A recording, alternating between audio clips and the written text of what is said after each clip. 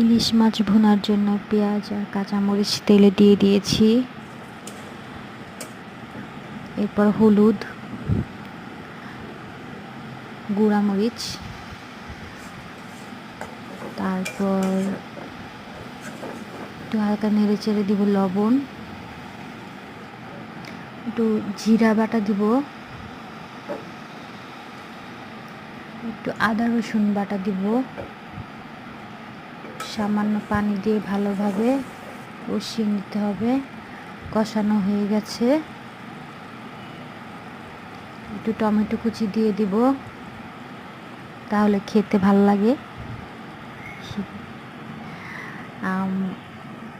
আবার একটু হালকা নেড়ে চেড়ে এখন দিয়ে দিব ইলিশ মাছ ভাজা।